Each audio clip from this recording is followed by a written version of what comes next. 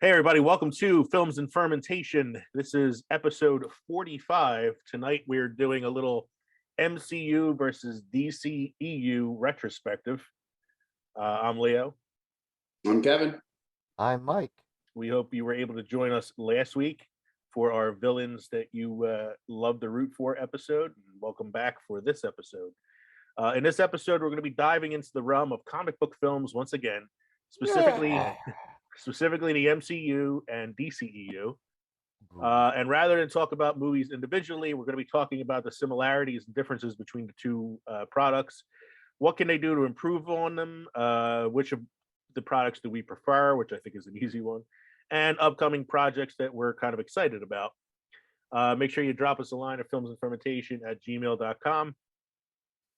Visit us at Instagram at Films and Fermentation or on Facebook at facebook.com/filmsandfermentation. Thank you to those people last week who contributed to our episode. We'll hopefully be able to do that again in the future with some other episodes. That was fun having some viewer contributions. If you go on Spotify and listen to the last episode, there is a trivia question at the end of the last episode or on the Spotify page you can answer, asking you which version of the Joker is your favorite. And the options are Mark Hamill as the voice of the Joker in the Batman cartoon series, Cesar Romero as the Adam West Joker, Jack Nicholson as the 1989 Joker, Heath Ledger, Joaquin Phoenix, and Jared Leto. And some tough choices there. Yeah, some tough choices. I know my favorite is probably Heath Ledger. You can narrow down some of those choices. Oh no. I thought they're all like, they're like the most popular versions of the Joker. Like I could have included a number of other actors who did voice work on it, but no, I'm just saying there's one I would definitely just kick off, and that's just I just wanted, because you never know, maybe somebody out there actually does like Jared Leto. Maybe. My life fans. For live action, I love the Heath Ledger one. Just narrowly beating out Jack Nicholson. Yeah. But you can really never go wrong with Mark Hamill as the voice of the Joker in the animated series. No, and even in the video games. Yeah, there was a clip from him at one of the Comic-Cons where he does one of Heath Ledger's monologues from The Dark Knight in his Joker voice. Oh yeah, and it's pretty cool. It's pretty neat to hear that. So, Mike, what happened on this day in film history? And this day in film history in 1968, Arthur Penn's film Bonnie and Clyde premieres in Paris, France, with stars Warren Beatty and Faye Dunaway in attendance. I wonder if that was the Cannes Film Festival. Possibly. Considering it was in France. Well, I think Cannes is the city in France where it happened. So, is that where they get the can from, or like the the ShopRite soup sales? Yeah, I'm not sure. Oh God, I hated the can sales. Used to have to go with my mom and carry all the cases because she couldn't do it. It's funny that this fact came up because that was one of the ones that I mentioned in the last episode as like one that popped in my head as villains you like to root for. Right. I mean, they straight up, walk into they're interviewed by somebody in the movie, like a journalist, and they're like, or I don't remember what it was, but I think somebody asks them like, "What do you guys do?" And they're like, "We rob banks." It's like, like they're proud of it, and you want to root for them, even though they're bank robbers. And we talked about Robin Hood because Mike had said something about Robin Hood being the a villain that you'd root for. Kind of, because he is. I mean, he's Robin of the Hood. He's robbing the rich, but he's giving it back to the poor, and that's why you root for him. So 2 nights ago, I watched Robin Hood, Prince of Thieves because it was on Netflix. And I was like, I haven't watched this movie in a really long time, and I forgot that it's a pretty stupid movie. But goddamn, it is entertaining.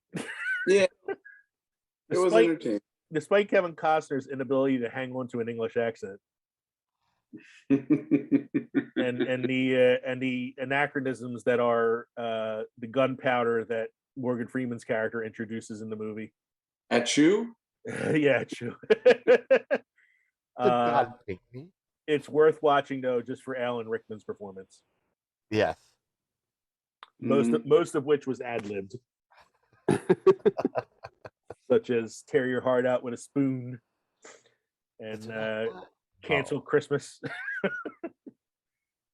And my favorite one where he sees the two women sitting in the hallway and he's like, you, my room, 10:30, you, 10:45, bring a friend. Bring a friend. So maybe I just thought of that because we were mentioning it in the last program. What's your fun drink fact for today? Fun drink fact is during Prohibition, wine growers sold grape juice, warning buyers not to follow a detailed set of instructions to turn it into wine. Those prohibitionists, they all had like ways around that shit. Like if you do Kevin and I did this, if you do the tour of the Secrets facility in Ocean City, Maryland, they talk about how during Prohibition time you can get a doctor to write a note for you for alcohol. Yeah. And I actually have it framed. I have my doctor's note that they gave me on the tour framed in my office. Another thing School doesn't follow it though. Another thing that I think of with this is when Katie and I were in the last trip we took to the Finger Lakes, we went to this winery. It was the oldest winery in the Finger Lakes. They were actually in operation during Prohibition. And the way they were able to stay in operation was they only made altar wine for use at Mass. Oh. So they only bottled red wine that was consecrated for use in the church. And they now sell it as like a novelty wine. So I bought a bottle of it. And it actually says on the bottle, I forgot the name of the winery, but it's their name, Altar Wine, on it, and it comes in like the bottle. It looks like the ones they used to use on the altar at church. So, since the last show, I finally got to watch the Eternals, since it was on Disney Plus, and you watched it too. And do you agree with my initial assessment that I texted you guys that it was kind of slow, a little boring? Yeah. It was slow because they're doing backstories for like 10 heroes. Yeah. Yeah, and in the comics, there's apparently more than just those guys. Yeah. And they try to like narrow it down. It seems like we all follow the Greek god and goddess, direction. That's kind of where they all. I mean, they were there. Their names came from, yeah. Right, they're named from it, but that's kind of like they were there before, but they were the inspiration for the stories, which Sprite obviously generated. Sprite, the soda. Icarus, the soda product. Festus. Sprite, Dr. Pepper, Fanta. Yeah. That's why Icarus flies into the sun at the end. Yeah. I don't know. It was okay. I didn't think it was great. Apparently there's going to be a second one because it did say the Eternals will return. Yeah. At the end, they also tied it in so they can be with Guardians because Thanos' brother has, at least in the comics, has done stuff with Gamora and because he's Thanos' brother. Yeah. Eros. Adrian was pissed too they got to play him though. Harry Styles. Why Harry Styles? Anybody but Harry Styles. It's watermelon sugar, baby. Yeah. I thought he was at first. I thought he was the kid from Game of Thrones and Love Actually, the little boy who plays the drums. Yeah, I know the kid's name. I can't think of the actor's name. He was the one that played Jojen in Game of Thrones. Yeah, he was the one that teaches Bran how to warg. Yeah. I do that first, and I'm like, is that him? I could see thinking that at first. I knew it was Harry Styles because it was kind of spoiled for me before I saw the movie because he's now in the credits on IMDb.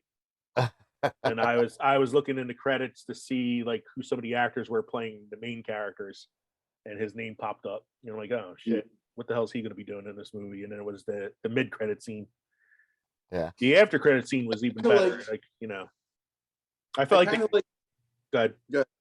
I was going to say I kind of like the the fact that they reached out to some older actors and actresses to play superheroes, which you don't see that going that way too much anymore. With Angelina Jolie and Selma Hayek.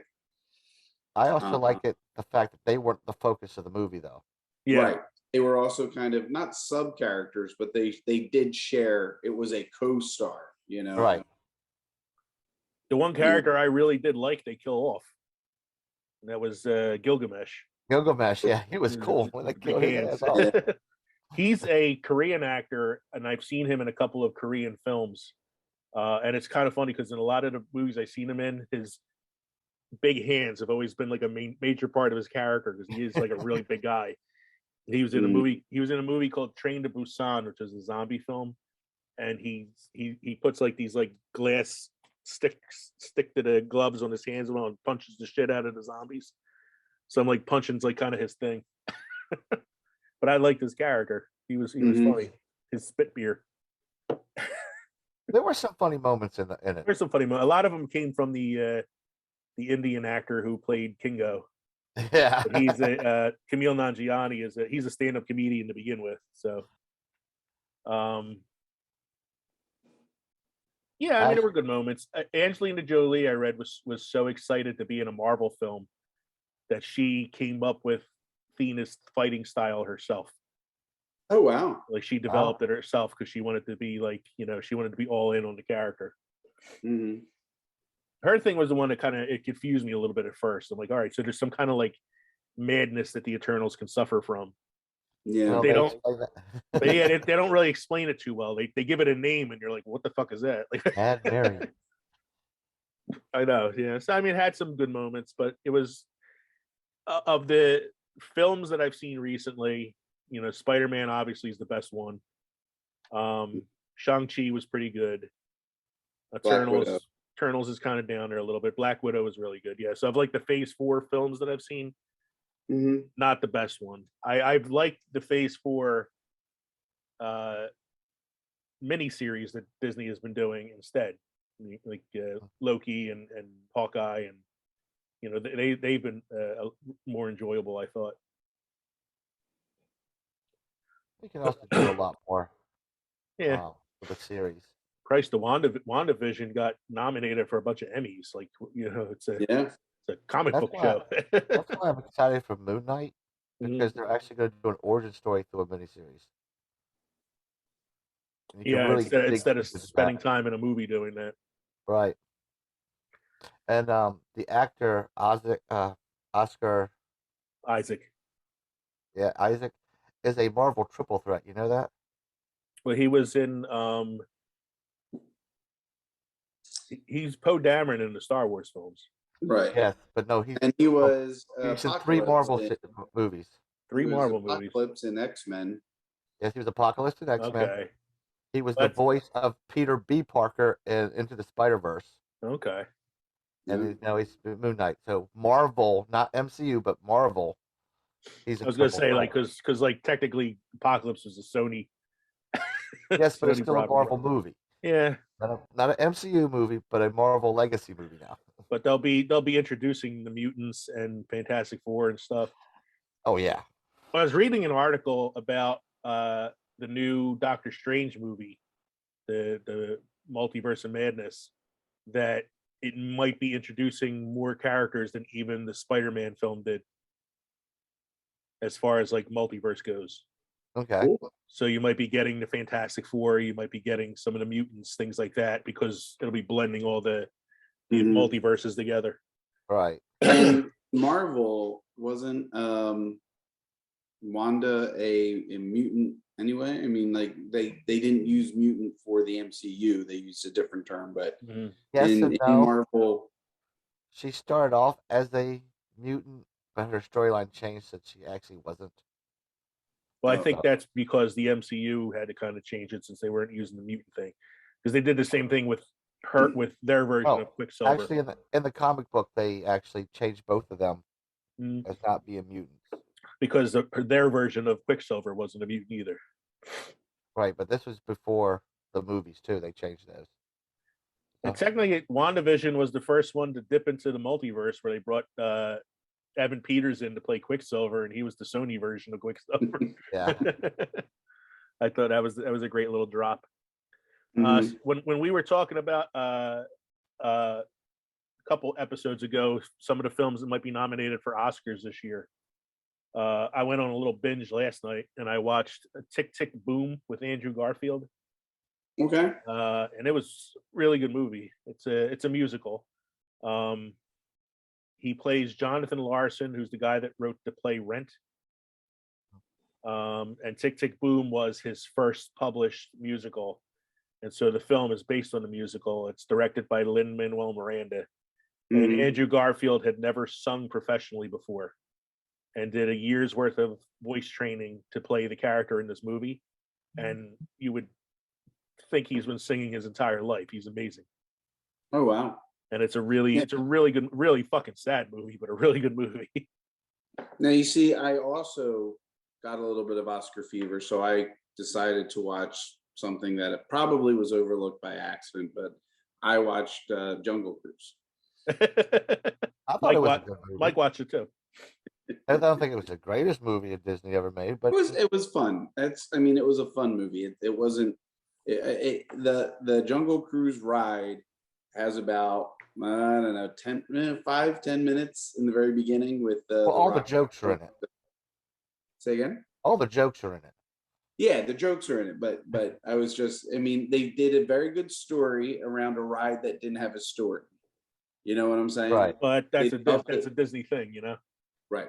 They developed a fun story about, something. But it was interesting. I'm sure it's just being overlooked. It's a long shot this year.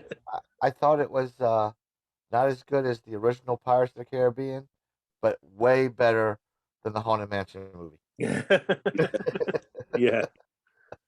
So I was saying I had an Oscar binge last night. I watched Tick Tick Boom, and then I watched The Tragedy of Macbeth with Denzel Washington. And I was really, really good. It was one of the best Shakespeare adaptations I've ever seen. Oh wow. It was filmed as if it was on stage. So it had a very stage look to it.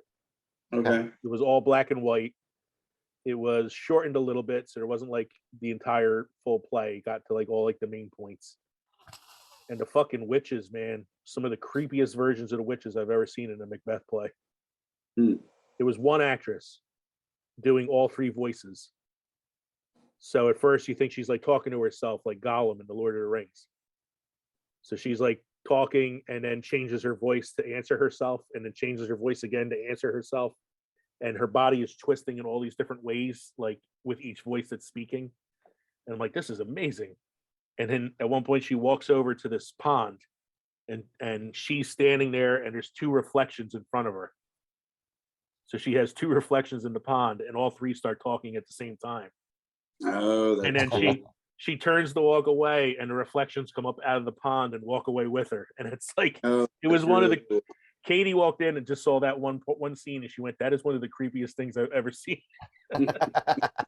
I said, it's supposed to be. So it was really good. So I had a nice Oscar night last night. I haven't really done that in a while, watch films that have Oscar potential. In all seriousness, I've been watching, fucked up films like Bad Biology with the guy that has the penis that goes around killing people. Megan and I ended up watching Don't Look Up. And, I watched that too. I saw that too. Yeah, that was. I mean, it wasn't. I was disappointed. Great. It wasn't great. It was meh. I get what they were doing. It's quite obvious that it's a commentary, but there were some funny parts. Jonah Hill. Yeah, he was kind of funny as the He's a little funny with his character. I like how she forgets him at the end. Who? Oh. That was I was saying when I watched it. It was like you watch this 2.5-hour movie to get to the funniest joke at the very end, which is when they land on the planet. She gets killed by the creature that the machine predicted she'd get killed by. He goes, "Oh, that must be what that thing was." It was the movie's probably a half hour too long. I think it could have been a little bit shorter. What I did like, and I'm sure I'm spoiling things, We know it's about the end of the world. We know that it's a thing coming, but it's one of the movies where you actually see at eye level. You know what I'm saying? Like when they're sitting around the table and everything happens, you see at eye level how the destruction passes through them. Yeah, that was a cool scene. That like he sits down with the family and they have this one like a Last Supper together. Yeah. There's another movie about the end of the world that kind of does something similar to that, and it's Steve Carell and Keira Knightley. It was called Searching for a Friend at the End of the World. And that's another really good apocalypse movie that's not like an over the top, apocalyptic Earth kind of film. It's a dark comedy. There's no John Cusack driving off in a limousine. Nobody outrunning the blowing up of a planet or whatever. No, it is far from outrunning the blowing up of a planet in that film. It's a good movie though. So what are we drinking tonight, gentlemen? Well, you got yours in hand. Why don't you start off? So I went with something that's kind of themed, I think. I figured since two of the movies we'll be talking about both have an origin story that takes place during World War II, and that would be Captain America and Wonder Woman. I'm drinking a Bombshell hard cider, which is from Warhorse Brewery in the Finger Lakes. It's called Three Brothers Winery and Warhorse Brewery. And the Bombshell is World War II pinup themed. So all of their Bombshell, they have different flavors for their hard ciders, and they all have some different type of like pinup girl thing on it. So this is like the soldier pinup. There's like the nurse. There's the what do you call it, the pilot one and all that. So all different ones, and they're all very good. They all have like very very unique flavors. So now Wonder Woman was World War I though, right? I think I thought it was World War II in the film, but it was World War I originally in the comics. No, it was World War I in the World War One. Yeah. Whatever. Still, I thought the TV series was World War One too. What's that? I think in the TV series was World War II. I don't remember. But Bombshell. Bombshell. What do you got going on, Mike? I got a gamma radiation. It is Captain Morgan spiced rum and Mountain Dew. Nice. Easy one. So it's green. Yeah. So it's got a green color to it. Green and it gives you rage. Mike Smash. Don't make me angry. You wouldn't I saw a mixed drink that I was thinking about trying tonight. It was called the Thor Odin Sun, and it was whiskey, champagne, a drop of honey, and a drop of lemon juice. I could make that. I have everything. I can make that too. I have everything as well. But I'm like sitting here and I'm like, first off, I'm feeling a little too lazy to make something. Yeah. And secondly, the last like 3 episodes I did mixed drinks. Yeah. So I was like, you know what? I'm just going with something that I could crack open and sip. Yeah. I'm doing mixed drinks this week because I've been doing straight lately. So what do you got going, Kev? So I am drinking from Yards Brewing Company French Toast Bites Ale, which, as we all know, was Batman's favorite breakfast food with French toast because he was rich and could travel to France to actually have French toast in France. This is a ale brewed with cinnamon, brown sugar, and vanilla. So it's right up my alley as it's a dessert beer, as most of my beers tend to be. It's a collaboration of local artisan foods and Yards Brewery, and it's a 5.5% alcohol by volume. I've had it before. I love it though. I think I got this from Megan for Christmas. So there you go. You could have made that excuse up for any of the heroes. Did you notice I was really showing how you were stretching that one down? Dude, this is mentioned in at least 4 comics. Batman that he likes French toast. And Alfred makes it for him all the time. It was this thing growing up as a kid. That's right. You could have even said it was one of Iron Man's favorite things, because Robert Downey Jr. is always eating like junk food and shit in all the movies. You could have said it was Thor's because of the diner scene in the original film. Pairs well with shawarma. Pairs well with coffee and give Another. Well, you could have done Thor easily because in the first Thor he was drinking Boilermakers. Yeah. I was tempted to do the Boilermaker, but I was like, I got to go pick Katie up in the train station later. I might as well and go a little easy here. So our main segment this evening is all about the MCU versus the DCEU. So we're going to be sticking to the films that are strictly within those universes. So we're not going to be talking about The Dark Knight or any of the other Chris Nolan trilogy films. We're not going to be talking about the Sony properties like the X-Men films. We're just be sticking to the 20-something movies that are in the MCU catalog at current count, and the whatever it is for DCEU. I think it's maybe like 10 films. Fox? What's that? X-Men is Fox, Spider-Man is Sony. You know what I mean? Like we're sticking to the Marvel Studios stuff for now, until those other characters get introduced into the MCU, which should be happening shortly. We'll stick to the movies that are strictly Marvel Studios at this point, Disney and Marvel Studios. So I figured we talk about the similarities, the differences, and a few other little things instead of talking about individual films. So I came up with a list of 10 similarities between the two universes. And it was funny, like I found a website to help me with this. It's a website called Screen Rant. And so there was a couple I came up with myself and a few that I took from that website. But it's amazing like how many similarities there were. It's funny that there's this many similarities, yet the MCU movies are still like 110 times better than the DCEU films. Comic book people making comic book movies. That's the thing, but it's funny that there's this many like plot threads that are similar between the two universes. So, for example, I said that I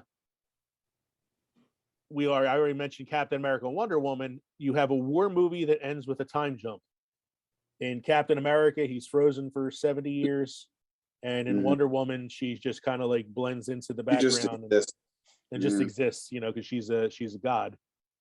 So you have two movies that start with a war and end with a time jump.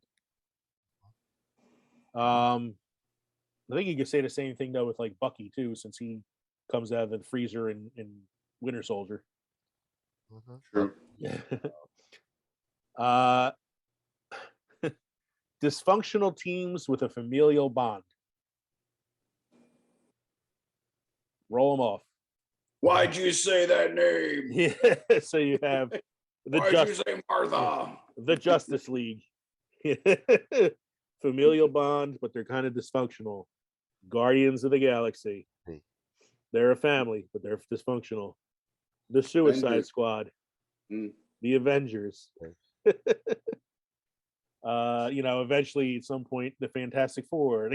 The New Mutants. It's a common thread in all the films. Yeah, it's a common thread. It's just, I think what happens why there's a lot of common threads goes back to when a lot of these storylines did come from the comic books, and artists and writers would jump back and forth between the two companies. So they would pretty much take their ideas with them that they took from one to the other. Yeah, they go to DC and be like, "I got this great idea for you."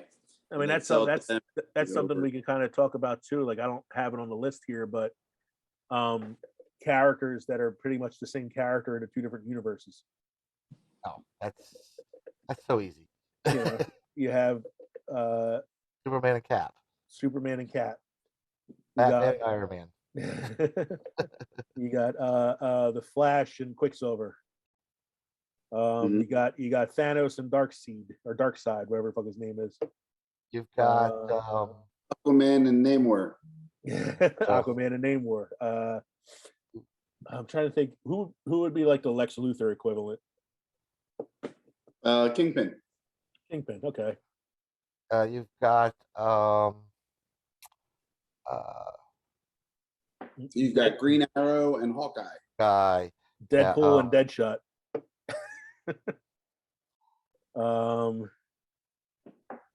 I'm trying to think like Vision and Martian Manhunter. Yeah.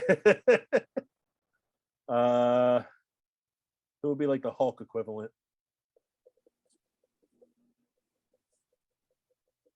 Doomsday, maybe. He's like a Actually, villain. maybe. Maybe. There's even like a Thanos equivalent, or Thanos is dark side, but there was like a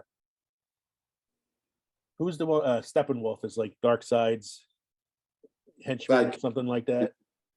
It would be like one of the children of Thanos or something like that. Yeah. So yeah, so there's a lot of. What was his name? Onyx Mall. Onyx. What was the name? I don't remember them all. There was Ebony Maw. Ebony Mall, not Onyx. Ebony Maw. Well, they all had something in their name that pertained to like darkness. So it was like Ebony Maw. The female one was Proxima Midnight, and then the other two had names that had something like that in there too. I don't remember them. I feel that when you do this stuff, it's mostly the heroes that are copied. I feel like both comic book companies have more unique villains. Mm-hmm. Yeah, I kind of agree with that. I feel like DC has some of the more defined villains because you have characters like the Joker and Riddler and all that. I think they have a broader scope of heavy duty villains. I would think. Mm-hmm. Because I think Marvel has a lot of little villains. Or like one-off villains. Yeah. Like Yellow Jacket in the Ant-Man movie. Vulture. The Vulture. Even though he's part of the Sinister Six, the Vulture is this. That's why I was so glad that the Spider-Man No Way Home brought back so many of those villains that were used in the other properties. There was a dysfunctional team with a familial bond, the 3 Peter Parkers. They say that Andrew Garfield did that. Came up with the idea for the meme. Yeah, to do the meme in the movie. Oh, it's perfect. You should. I mean, you see it all over the place. It's funny. He gets a lot more attention after the secret's been spoiled. He and the Amazing Spider-Man movies are kind of like getting a little rehash of of fandom. Where's his third film? Yeah, exactly. Like people want to know where his third film is now. Mm-hmm. I hope they are able to bring them back at some point too, for like a little like return adventure with the Tom Holland Peter Parker. Yeah. The dynamic between a clean-cut hero and a chaotic one. I'll give you the Marvel example. Tony Stark and Steve Rogers.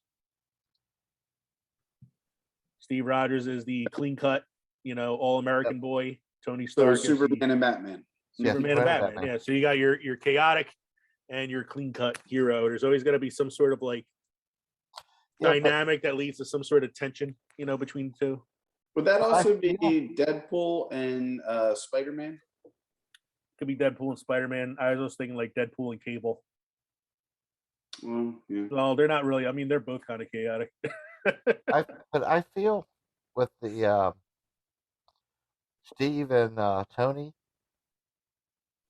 they have a better chance of being friends than Batman and Superman.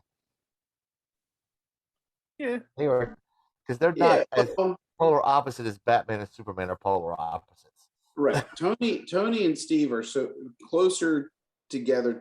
They're more central than Superman and Batman, where Tony and Steve kind of have this same shared history with Shield. They're both American.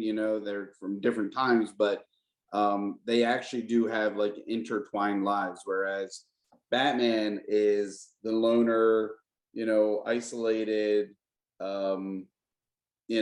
goth kid. And Superman's completely from a different planet. Yeah.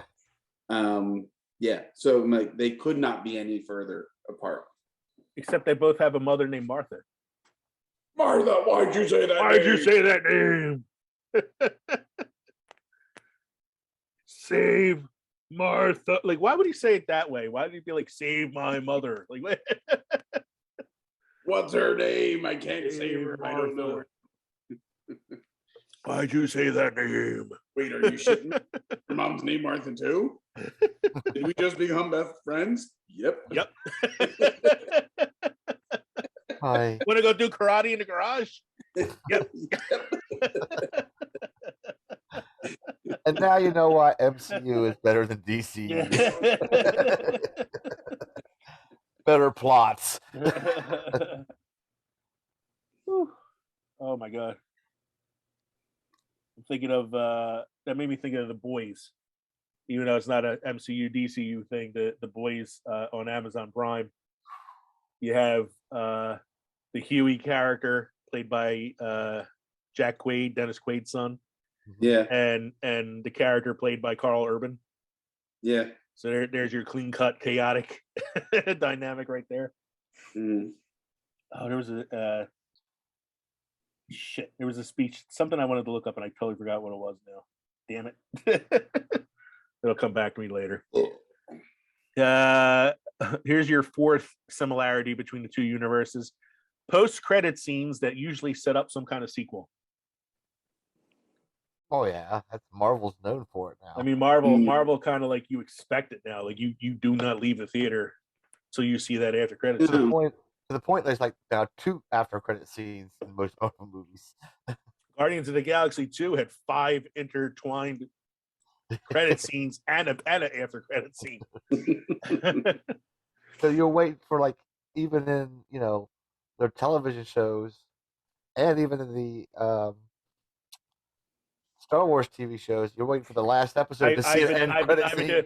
I've been like really slowly like pushing the button on the credits to get to the end and like trying to be slow so I don't go over any after credit scene that might be there. Exactly. There hasn't been any for Book of Boba Fett yet, so like I don't know why I keep looking, but I keep expecting it. But yeah, I did it with Hawkeye a couple times. There was like a couple after credit scenes, I think. Loki had a few. I know. Yeah. So yeah, I find myself looking for the after credit scenes even in the TV shows. But the DC films did it too. You know. DC film. Well, it was just a handful of the DC films. You know, Batman Begins set up the next one, but without a confirmed there was going to be a sequel. Batman Begins, you know, finishes with Jim Gordon and Batman talking about the evidence found, and you could see it was the Joker card. So they may have had it in the works, but it wasn't announced at that time. I think it was only, what was it? Was Man of Steel? Did Man of Steel have a post-credit scene? I think it did. I think it did too. I want to say it had. I only watched it the one time. Right. I didn't even finish it the first time I watched it. I went to the movies, my dad to see it, and we both walked out going, did Superman basically just destroy half the world in order to save it? Like they totally tear apart the city. I think the one problem I find with the DCEU is they keep doing origin stories for characters that don't need origin stories. Everybody knows their origin. Like Batman, everybody knows his origin. Superman, everybody knows his origin. Pretty much Wonder Woman, everybody knows her origin. Why do we keep doing origin stories for those characters? Yeah. Unlike, you know, Marvel takes obscure guys and does an origin story and makes it great, like Guardians. Oh, here's the thing I was looking for when Kevin was talking about how the difference between Batman and Superman's like an alien. In Kill Bill Volume 2, Okay. second Kill Bill movie from Quentin Tarantino, there's a scene where the villain Bill is speaking to the protagonist played by Uma Thurman, and he's talking about his love of superhero mythology and what makes Superman so much different than everybody else. And I thought it's like a kind of cool speech. You could tell it's a very Tarantino kind of speech. But he goes, there's a staple of the superhero mythology. There's the superhero and there's the alter ego. Batman is actually Bruce Wayne. Spider-Man is actually Peter Parker. When that character wakes up in the morning, he's Peter Parker. He has to put on a costume to become Spider-Man.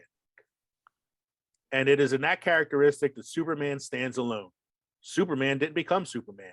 Superman was born Superman. When Superman wakes up in the morning, he's Superman. His alter ego is Clark Kent. His outfit with the big red S, that's the blanket he was wrapped in as a baby. Those are his clothes. What Clark Kent wears, the glasses, the business suit, That's the costume. That's the costume that Superman hides behind. Clark Kent is how Superman views us. He's weak. He's unsure of himself. He's a coward. Clark Kent is the way Superman sees the human race. I always thought that was just like a really kind of like unique way of looking at it. Yeah. However, I would argue that Batman, though he was born Bruce Wayne, is more Batman. And Yeah, I would Wayne agree is that his too. Like alter ego. Batman is more like who he becomes. Yes. And Bruce Wayne is the alter ego now. Mm-hmm. So the next similarity between the two franchises, a greater scope villain. So in the MCU, you had a ton of movies that built up to the appearance of Thanos. Yep.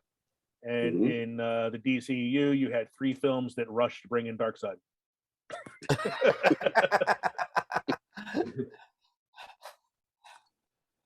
See, you need to take your time with these things. That's the problem. The biggest problem. Boil.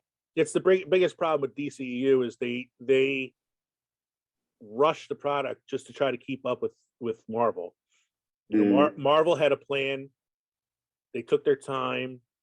You know, they made sure they had success on their hands before they went through with their plan.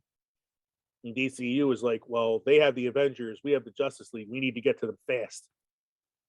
And so like they rushed through all these films. You end up getting origin stories for half the team after the Justice League movie. Well, it's like Mike said, you know, it took comic book creators to make comic book movies, and Warner Brothers is just Warner Brothers. They're just movie makers. They're not comic readers or collectors or storytellers. But as I was saying earlier, they could have done so much different. Like they didn't need the Man of Steel origin story. You know how Superman came about. Everybody knows it. I mean, it's kind of even the guy down the street that hasn't seen a comic book in his life knows how Superman came about. Kind of why I'm glad they didn't go through with like the Ben Affleck Batman, because it's like we don't need another origin story. No. And I think that's why, to get off a little topic, why a lot of the Spider-Man franchises didn't make it. They kept doing the same origin story that everybody already knew. Mm-hmm. Like when it's a super popular character like Peter Parker or Superman or something, like you could always do like a brief flashback to something if you have to, but you don't have to go through the whole like, here's how he becomes Spider-Man. Well, even like say with Tobey Maguire, they did this is how he became Spider-Man and did 3. You didn't have to redo it when you made the Amazing Spider-Man. You didn't have to go back to an origin story again. Mm-hmm. Yeah, you didn't really have to.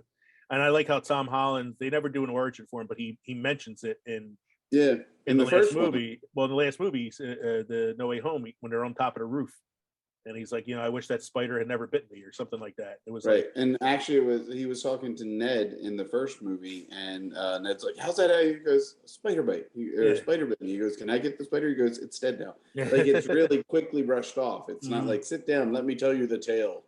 I like to say that the 3 movies for sit Tom, right down and you hear a tale of a spider bite. Yeah, but I like to say that the 3 movies for Tom is his origin story, because he started off big and now he's a friendly neighborhood Spider-Man all by himself. Yeah. Mm-hmm. It was kind of like, like his whole arc was the relationship with Tony Stark. Yeah. And how that kind of makes him who he is. Protagonist with daddy issues. Are you talking about Tony Stark again? I'm talking about Tony Stark. I'm talking about Star-Lord. Oliver Queen. Yeah, I'm talking about Oliver Queen. Batman. I'm talking about Batman. I'm talking about Superman. Wonder Woman doesn't have daddy issues. Well, Wonder Woman's dad was Zeus, so that's a whole new. Yeah. Harley Quinn. Harley Quinn's daddy issues was that the Joker was her daddy. Puddin'. Both franchises had a civil war.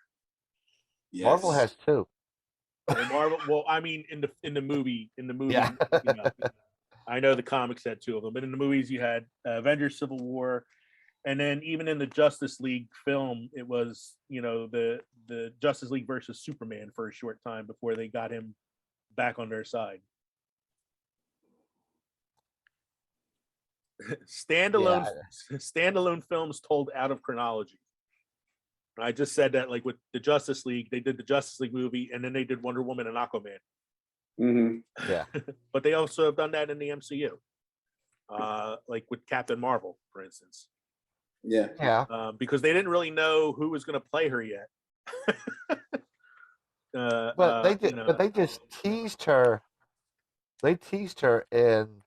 They teased her in Infinity War. Then they did her standalone her film. story. Because so it's not like they actually showed her as. Well, because they hadn't casted Brie Larson yet. So. But you can tease something and not actually have it there.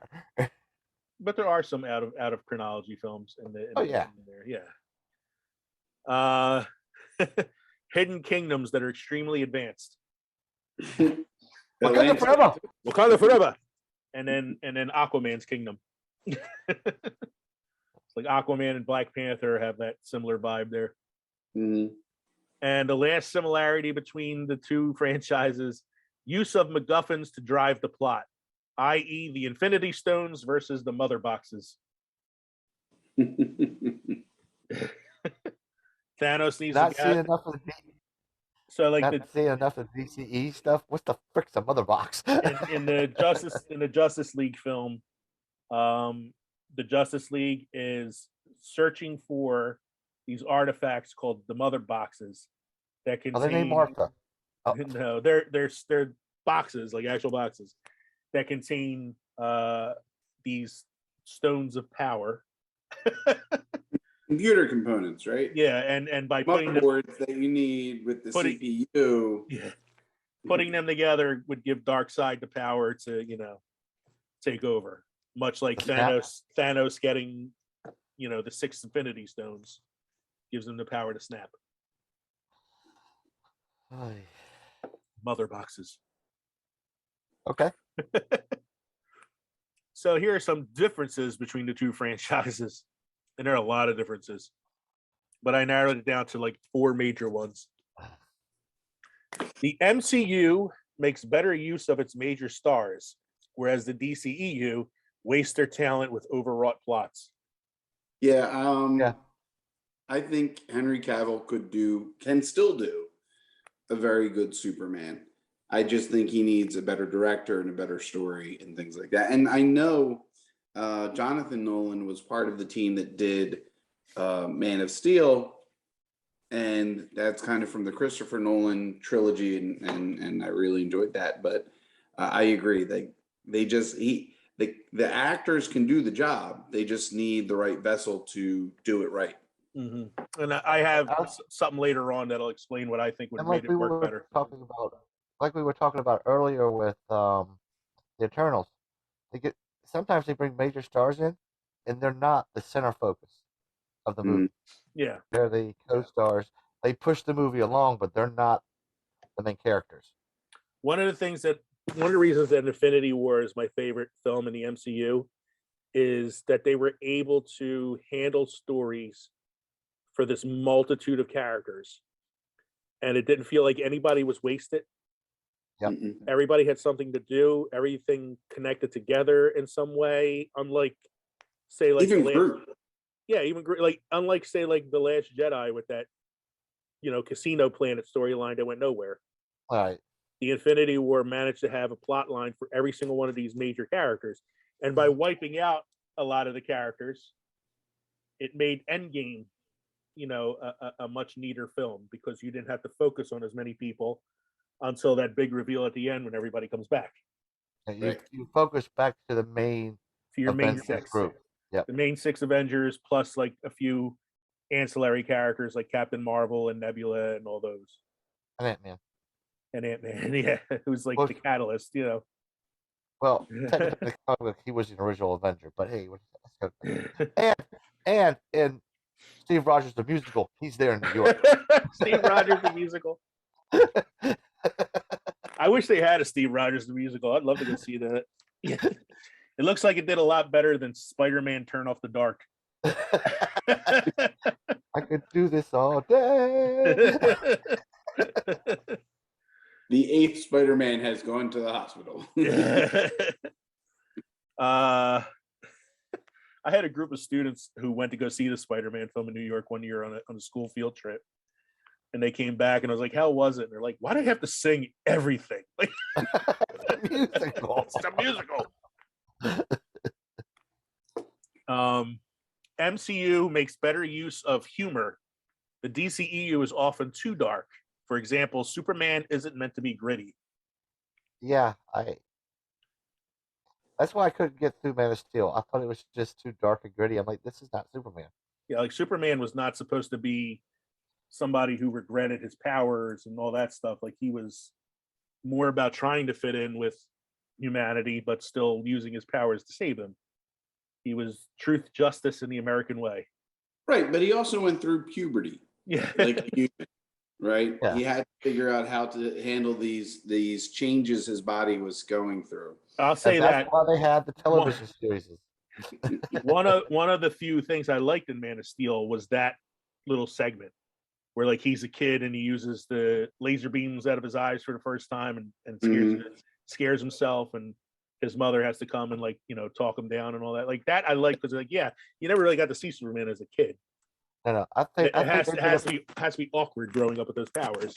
I think they did it better in Doctor Who. Harry, Tom's got Harry, and you know he went black.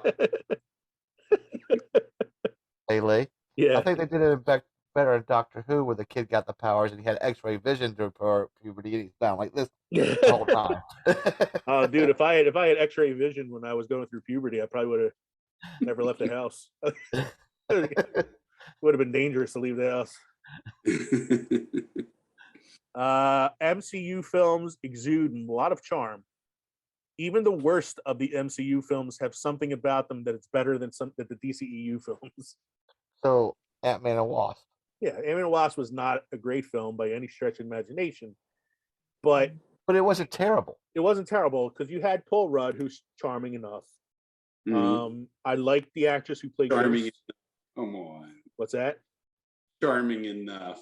Charming enough. He's Paul Rudd. He's the sexiest man alive. Paul Rudd. The man exudes charm. Yeah, he stinks of charm. He's the sexiest man alive, apparently. Right. And it did introduce us to the FBI guy that was in. In WandaVision. Yeah. Yeah, the guy played by Randall Park. Yeah. And I liked I liked the actress who played Ghost. I thought she was pretty good.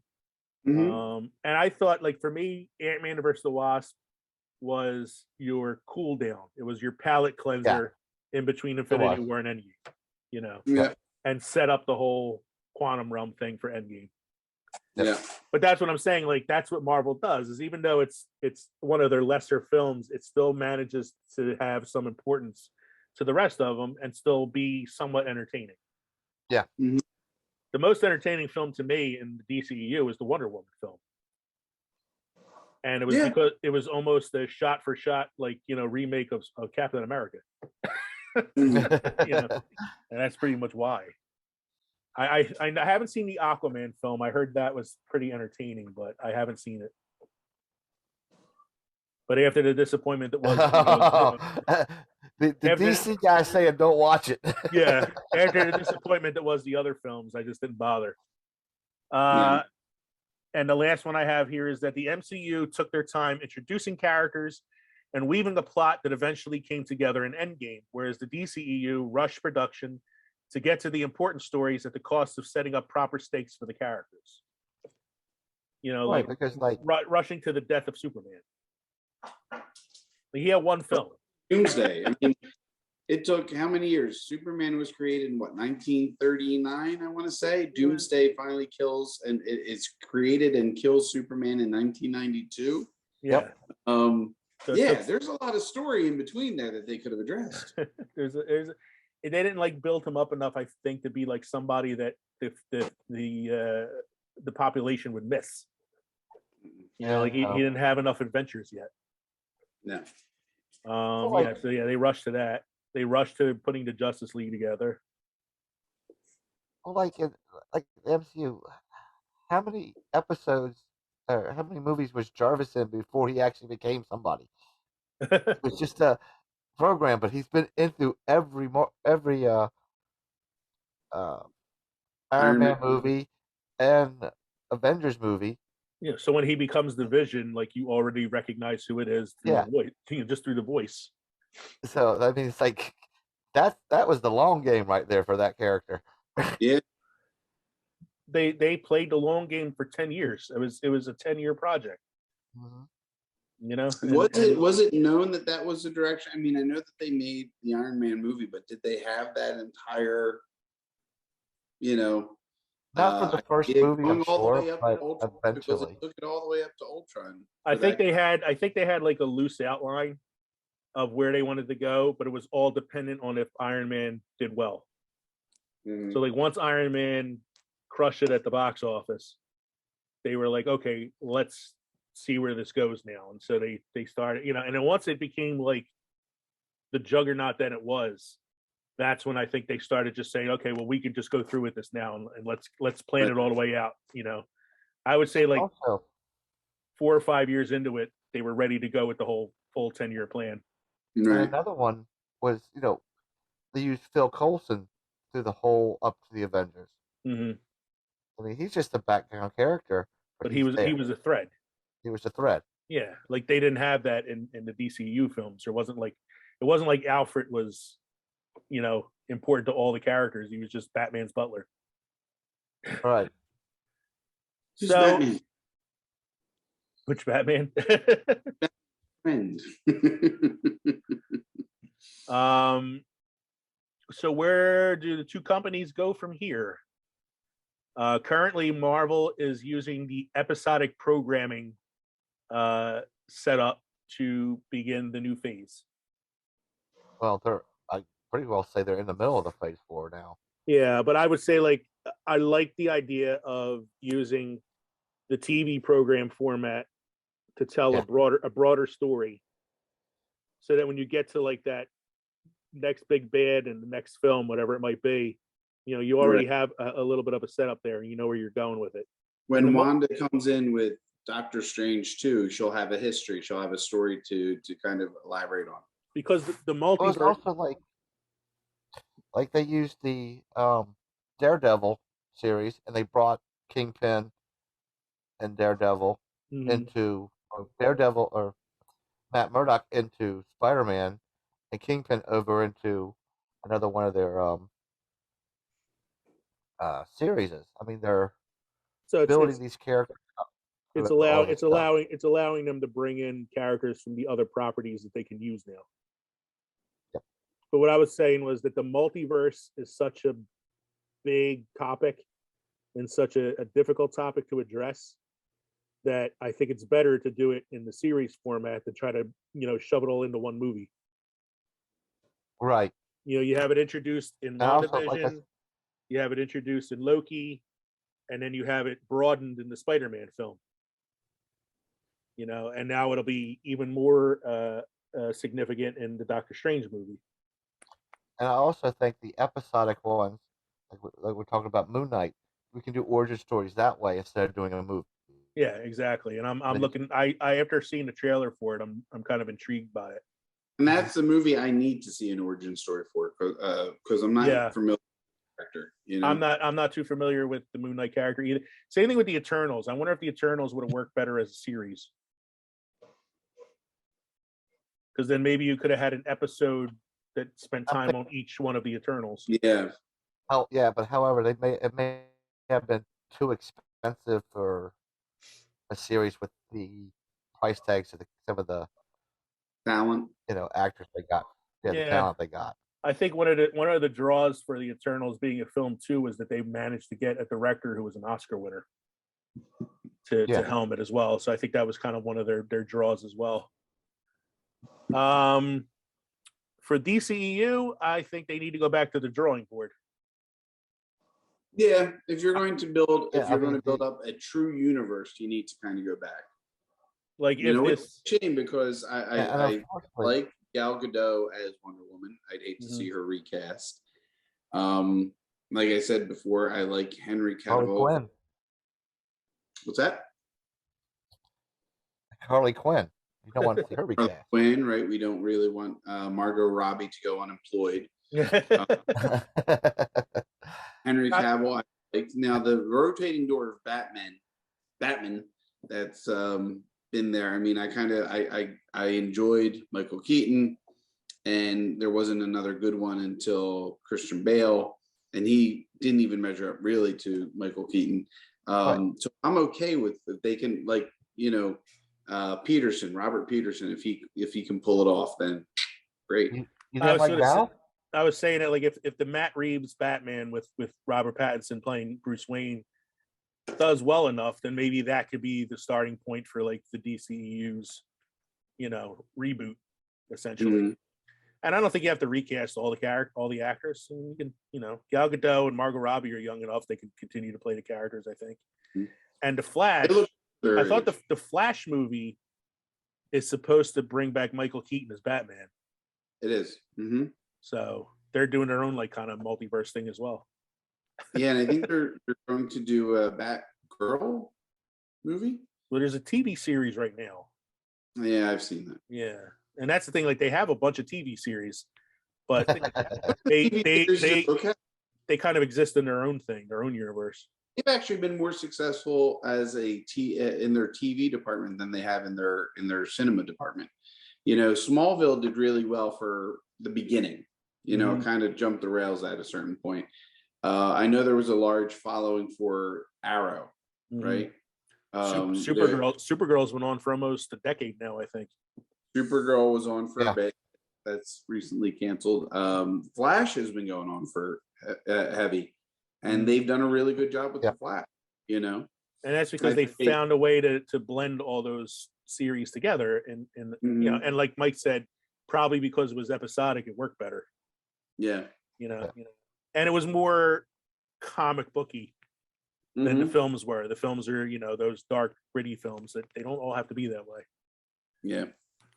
So this is what I felt is what worked best for each. So with in the DCEU's case, they went out and hired James Gunn, who was an MCU director for the Guardians of the Galaxy, to develop the new reboot Suicide Squad film, Mhm. and it was fantastic. I take my thing back. The Wonder Woman's not my favorite DCU film. It's the Suicide Squad that James Gunn helmed.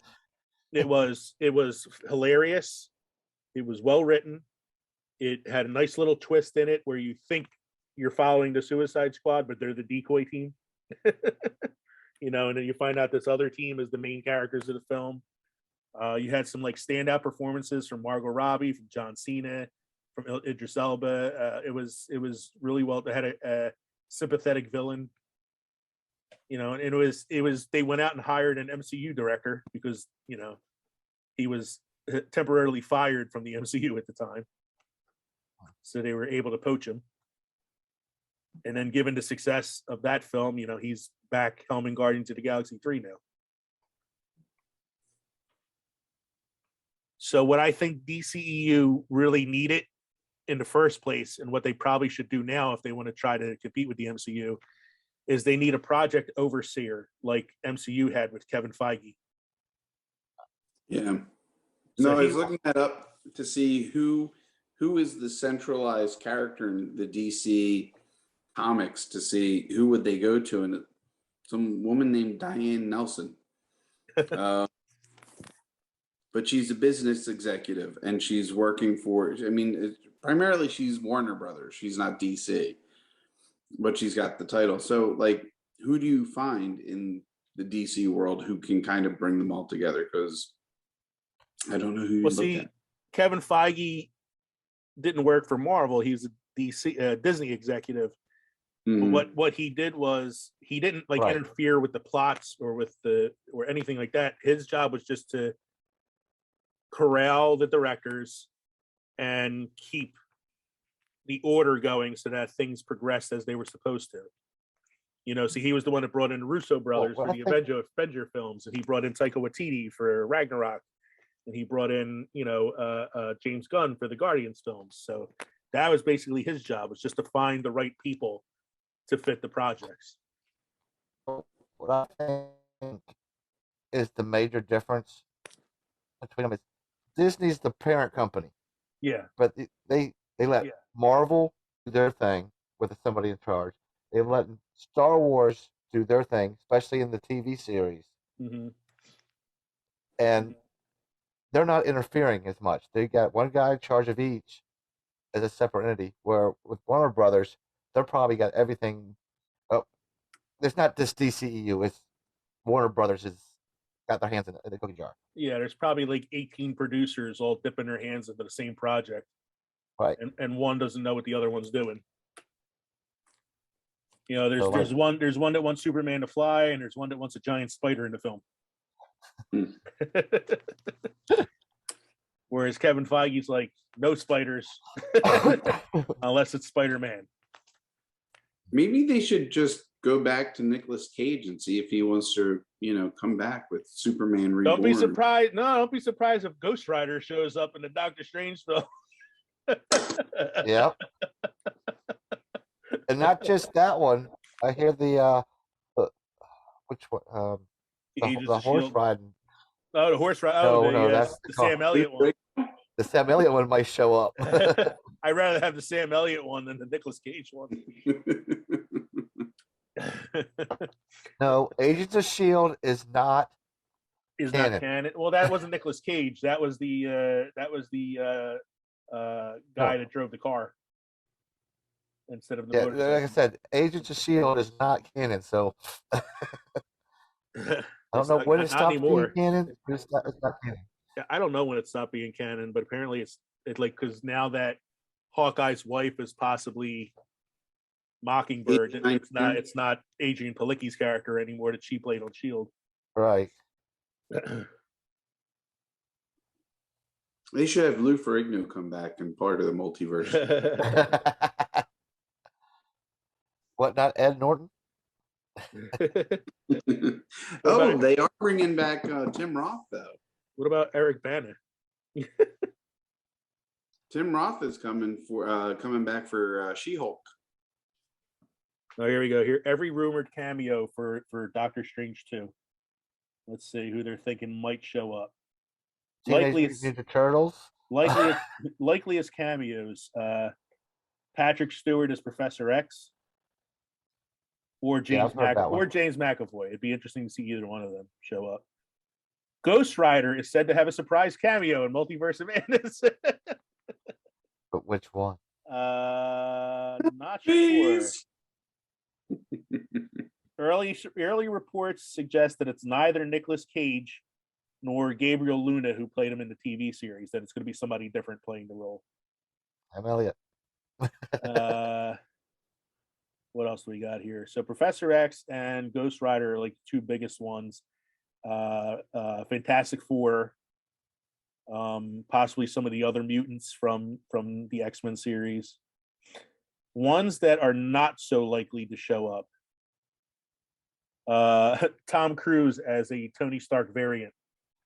I remember being like some talk of that. Because he was one of the actors that they originally were thinking of for the role. There's been no leaks suggesting that Halle Berry, Ian McKellen, James Marsden, or Hugh Jackman will show up to reprise their X-Men characters. I think Chris Evans should show up as both Human Torch and Captain America. That'd be funny. That would be really funny. They said the Punisher might show up, but it's most likely going to be John Bernthal, who played him in the series, which I'm fine with because I thought he was fucking awesome as the Punisher. So that'd be kind of cool. So that's something I'm excited about. I'm excited about the Doctor Strange film coming up. I'm excited about the Matt Reeves Batman film coming out in was it May? I think it is. The Moon Knight series looks pretty good. I'm excited that the Kingpin has finally shown up. I'm looking forward to see if we get a little bit more of Daredevil in some future projects as well. Yeah. So I can honestly say the only thing I'm like kind of excited about DC wise is the new Batman film, which isn't really taking place in the DCEU. It's kind of like a standalone. Mm. Yeah, I'm kind of excited to see where they're going to go with Blade. Yeah, and the Black Knight, as we previewed in the Eternals. So I'm assuming it'll be a Blade movie with the Black Knight as like a supporting character. Possibly. Yeah, because I don't think the Black Knight is like the Eternals. He's not very popular character enough, I think, to carry his own film. I'd be too busy calling him Jon Snow the whole time. Winter is coming. Winter's coming.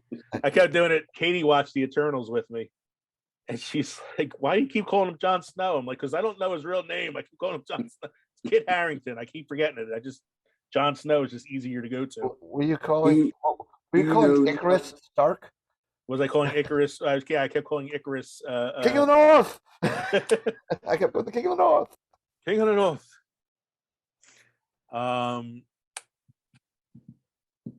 Yeah. So I mean, that's basically. I can't think of. Is there any other Marvel series? Oh, Game of Thrones. I'm just going through it now. Okay.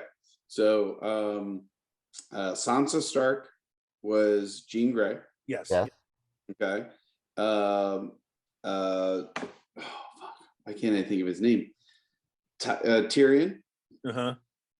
He was he had two characters he played because he was Trask. He was Trask in the X-Men film, and he was the dwarf character right. that makes Stormbreaker in Endgame. Right. Jon Snow is the Black Knight. Icarus is Robb Stark. Mm-hmm. Arya Stark was in the New Mutants. Yep. Yeah. Oh man. Why can't they get Sean Bean in there? Sean Bean should be in there somewhere. I don't know. Is there any character that gets killed within the first 25 minutes of the film? No, if Sean Bean shows up, he would have to be a villain. Anybody that was in the Lord of the Rings that came to MCU had to be a villain. Yeah. Well, who was it? So you had Ian McKellen, who was Magneto. Yeah. Who else is a character? Well, you had the one elf who was in The Hobbit. You got Red Skull. Evelynja? I don't. She's the Wasp. She's the Wasp, right? Yeah, so she's not a bad guy. She's the only one that isn't, because you have everybody else. You had Red Skull. That's right, Hugo Weaving. You have Benedict Cumberbatch. Benedict Cumberbatch was Smog, yeah. But he's Doctor Strange. Yeah, but you also had Kate Blanchett. Mm-hmm. You also had Elijah Wood as Spider-Man. No, wait, that was Tobey Maguire. Elijah Wood. Yeah. Actually, him and Tobey Maguire are interchangeable. Actually, the King of the Elves in the Hobbit movies is actually the that guy in Guardians. He's Ronan, yeah. That's right. Ronan. Lee Pace. Yep. You also have got. Is the next one going to be the Doctor Who connection, Mike? Because you had David Tennant play the villain in Jessica Jones. Karen Gillan plays Nebula. Actually, you also have in the Doctor Who, you have the Stark girl. Arya Stark is the Doctor Who. Yeah. Yeah. No, you also got Peter Capaldi was the villain in the Suicide Squad. You got Smeagol.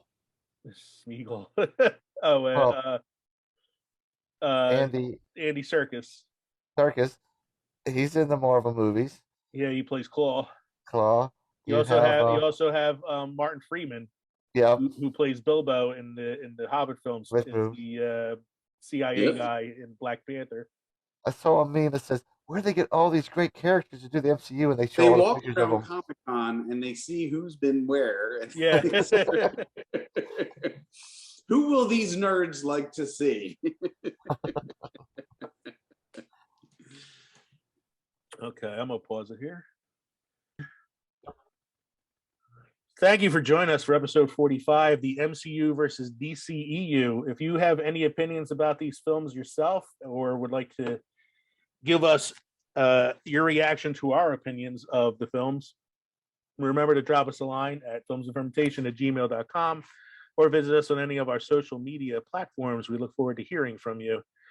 Join us next week for episode 46. This is almost assuredly, in Mike's words, an episode that will probably go off the rails. Because in episode 46, we are going to be discussing our favorite musicals. So you can be assured that there will be some song, there will be some dance, and not necessarily good song and dance. Well, I don't know. Kevin's got a deceptively good voice. I want to sing it.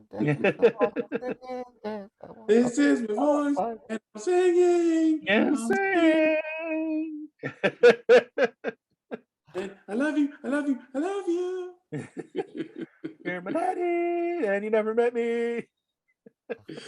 No, we can sing the song from Step Brothers at the fucking Catalina wine mixer. The Boats and hose. no, boats, not boats and hose. The Italian song. I'm to Yeah. say goodbye.